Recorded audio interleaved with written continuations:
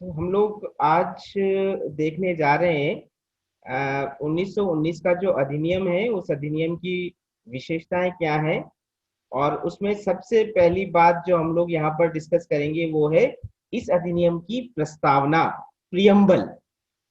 हम लोग अच्छी तरह से जानते हैं कि प्रियम्बल का मतलब क्या होता है। प्रियम्बल का मतलब एक प्रकार का इंट्रोडक्शन, एक प्रकार का परिचय, जिसके अंदर ये बताने की कोशिश की जाती है कि इस जो भी डॉक्यूमेंट हम प्रेजेंट करने जा रहे हैं उसका उद्देश्य क्या है, ऑब्जेक्टिव, उसका नेचर किस तरह का रहेगा, यानी कि उसकी प्रकृति, और वो किस फॉर्म में, किस स्वरूप में नए नए प्रोविजंस करने जा रहा है। उन सब चीजों की बात जब उनको सम्मिलित किया जाता है तो वो प्रस्तावना के रूप में रखा जाता है, यानी कि जिसको कि हम प्रियम्बल कहते हैं। 1919 के अधिनियम के अंदर एक प्रियम्बल रखी गई, एक प्रस्तावना रखी गई। और वो प्रस्तावना क्या थी? बहुत शॉर्ट प्रियम्बल है, जिसको हम लोग यहाँ पर देख सकते हैं।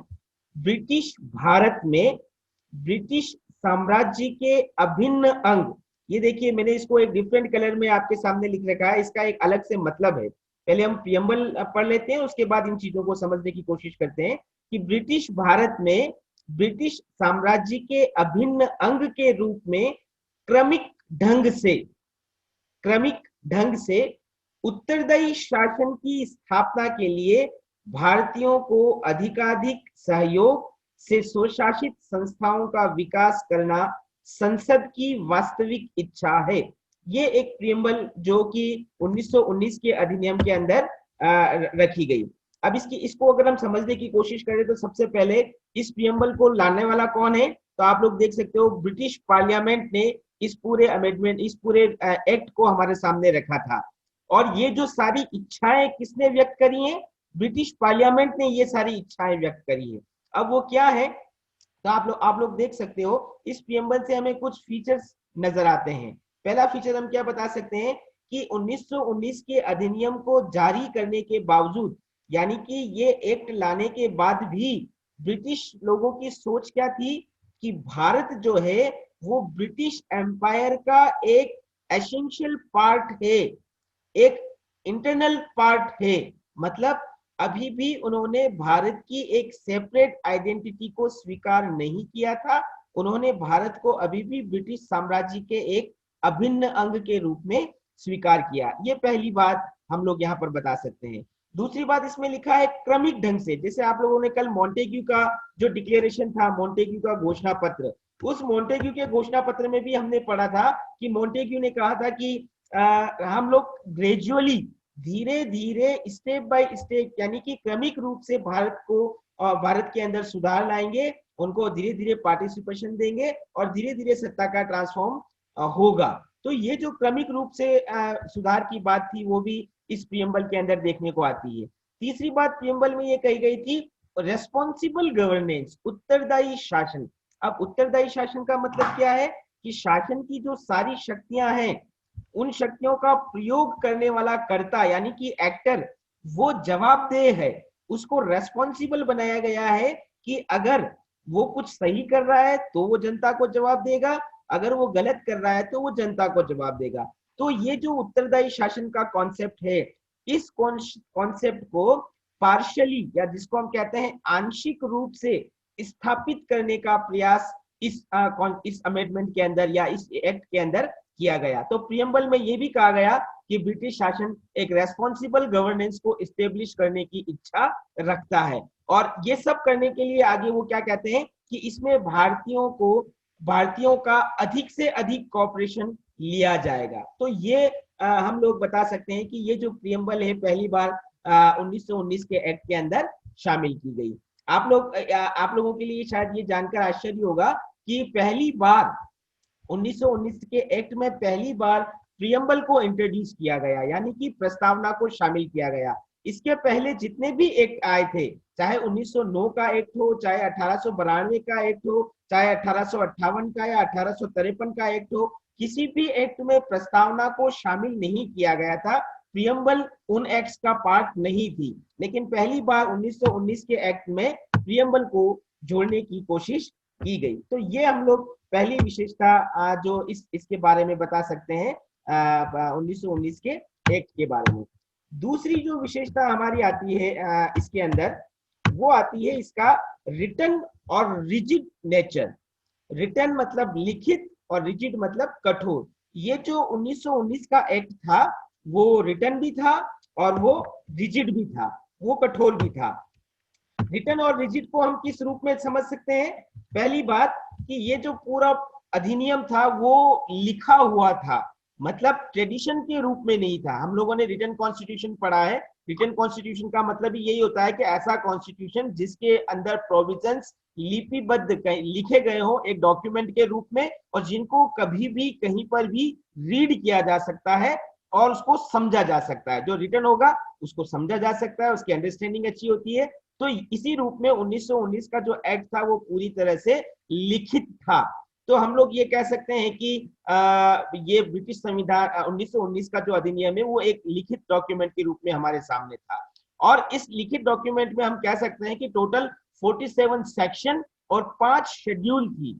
यानी कि जब हम जैसे हम इंडिया के कॉन्स्टिट्यूशन के बारे में कहते हैं कि जब ये कॉन्स्टिट्यूशन बना था तो इसमें 395 आर्टिकल और 8 शेड्यूल थी। तो इसमें पूरा भारतीय संविधान बनकर तैयार हुआ था। तो इसी रूप में जब हम 1919 के एक्ट की बात करते हैं तो हम कह सकते हैं कि इसके अंदर 47 सेक्शन और 5 शेड्यूल, यानी कि इनके अंदर पूरा ये एक्ट 1919 का एक्ट रिटन किया गया था। अगली बात इसी में हम ऐड कर सकते हैं कि ये बहुत कॉम्प्रिहेंसिव था, ये व्यापक था। व्यापक और कॉम्प्रिहेंसिव का मतलब क्या है? जब हम इसकी कंपेयर करते हैं 1909 के एक्ट की, जैसे हमने कहा कि ग्रेजुअली ब्रिटिश पार्लियामेंट ने अलग अलग समय पर अलग अलग एक्ट पारित किए थे, तो 1919 के एक्ट में केवल 8 अनुच्छेद यानी कि 8 आर्टिकल्स और 2 शेड्यूल थी। यानी कि बहुत सीमित प्रावधान भारतीयों के लिए ब्रिटिश पार्लियामेंट के द्वारा किया गया। जब उसके कंपेयर में हम 1919 का एक्ट देखते हैं तो हम कह सकते हैं कि इसके अंदर 47 सेक्शंस और 5 शेड्यूल, 5 अनुसूचियां रखी गई।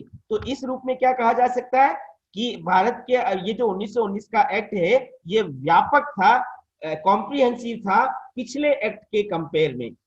फिर इसको हम कहते हैं ये बहुत ही अपने नेचर में, यानी कि चेंज इसको करने, जब हम चेंजिंग नेचर के बारे में बात करते हैं तो परिवर्तनशीलता के आधार पर ये एक कठोर अधिनियम था, रिजिड एक्ट जिसको हम कह सकते हैं। रिजिड कैसे? क्योंकि इस अधिनियम में, इस एक्ट के अंदर अगर किसी भी प्रोविजन में कोई अमेंडमेंट करना हो, कोई संशोधन करना हो, तो उस संशोधन का बहुत आंशिक अधिकार जो यहाँ की जो लेजिस्लेटिव थी इंडिया के अंदर, जो केंद्र के अंदर थी, जिसको हम कहते हैं कि केंद्रीय विधान परिषद, यानी कि सेंट्रल इंपीरियल लेजिस्लेटिव काउंसिल, उसको और जो प्रांतों की असेंबलीज थी उनको बहुत ही लिमिटेड पावर्स दिया गया था 1919 के एक्ट में बदलाव का। बाकी अगर कोई बदलाव करना हो तो वो क्या बदलाव होगा, वो कैसे होगा, ये सब तय करने का अधिकार ब्रिटिश पार्लियामेंट ने अपने पास रखा था।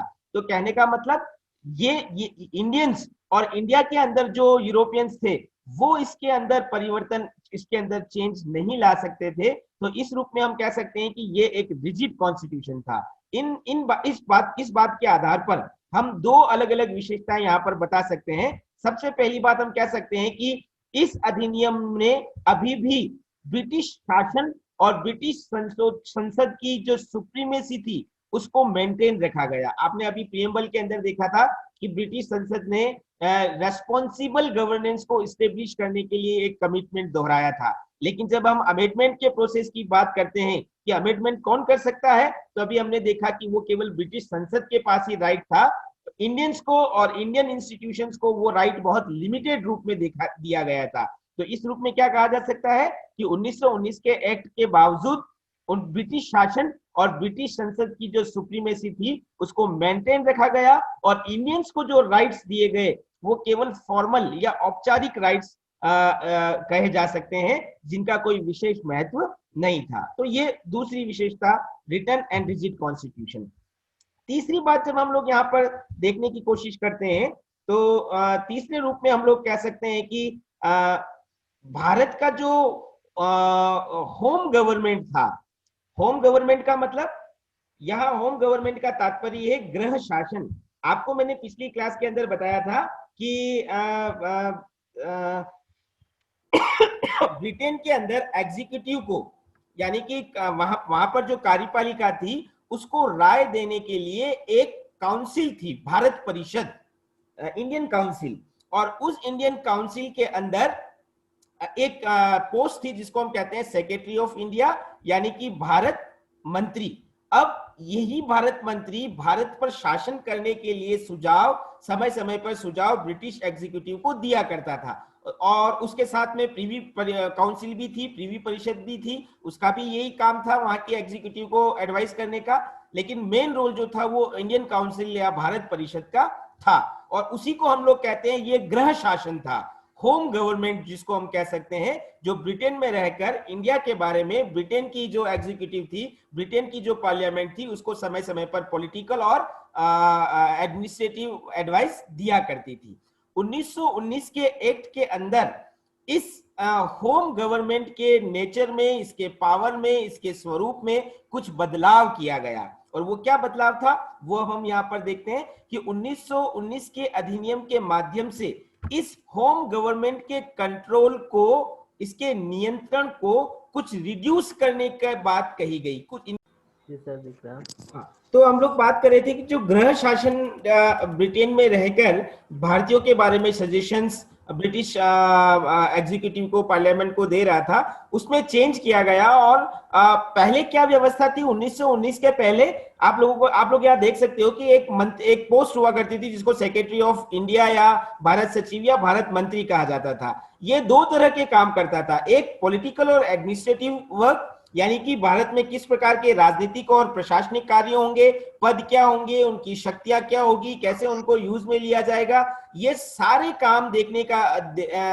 का दायित्व जो था वो भारत मंत्री का था। और इसी तरह से यही भारत मंत्री एक और काम करता था जिसको हम एजेंसी वर्क के रूप में कह सकते हैं। एजेंसी वर्क का मतलब, जैसे कि अभी वर्तमान में हमारे यहाँ एक प्रावधान है पूरे विश्व के अंदर एम्बेसडर या राजदूतों का। राजदूत क्या करते हैं, अपने देश का मैसेज, अपने देश की पॉलिसी जिस दूसरे देश के अंदर वो अपॉइंट होते हैं वहां पर वो प्रेजेंट करते हैं, वहां के मैसेजेस को, वहां पर क्या चल रहा है अपने देश से रिलेटेड उन चीजों को अपने यहाँ पर प्रेजेंट करते हैं, या वो मैसेज यहाँ पर कम्युनिकेट करते हैं। तो जो काम वर्तमान में एम्बेसी और एम्बेसडर करते हैं, वही काम एजेंसी के रूप में भी भारत मंत्री के द्वारा किया जाता था। तो ये भारत मंत्री का या जो सेक्रेटरी ऑफ द इंडिया का जो काम था, उसको हम मोटे तौर पर दो भागों में देख सकते हैं, एक पॉलिटिकल और एडमिनिस्ट्रेटिव फंक्शन और दूसरा एजेंसी वर्क के रूप में।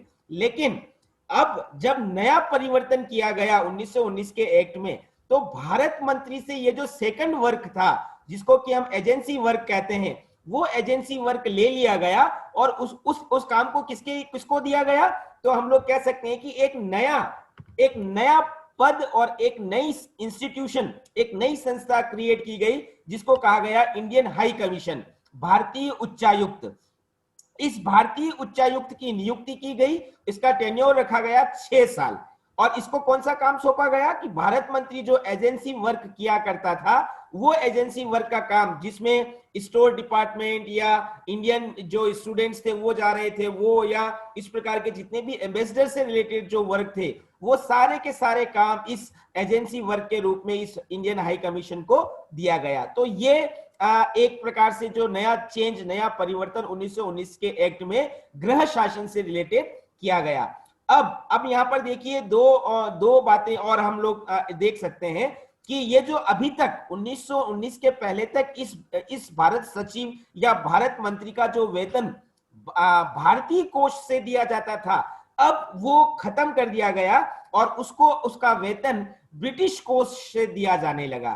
तो देखो, एक जो डिमांड आप लोग देख सकते हो कि जब लखनऊ समझौता हुआ था 1916 का जिसकी हमने कल चर्चा करी थी, उस लखनऊ पैक्ट के अंदर ये कहा गया था, ये डिमांड रखी गई थी, गोपाल कृष्ण गोखले के राजनीतिक वसीयतनामे में भी ये डिमांड थी कि भारत सचिव के वेतन को भारतीय कोष से देना बंद किया जाए। तो ऐसी डिमांड्स को 1919 के अधिनियम में मान लिया गया और भारतीय सचिव का या भारत मंत्री का जो वेतन था वो ब्रिटिश रेवेन्यू से दिया जाना तय किया गया। लेकिन ये जो नया इंडियन हाई कमीशन बनाया गया, इसके वेजेस को, इसकी तनख्वाह या इसकी सैलरी को भारतीय कोष से ही दिया जाने लगा। और उसके पीछे उन्होंने लॉजिक क्या दिया, क्योंकि ये सारे काम, इसके जितने भी फंक्शन है वो इंडिया से रिलेटेड हैं, इसीलिए इसका वेतन इंडिया की रेवेन्यू से या इंडिया के कोष से दिया जाएगा। तो ये हम लोग बता सकते हैं कि कुछ चेंजेस इंडिया के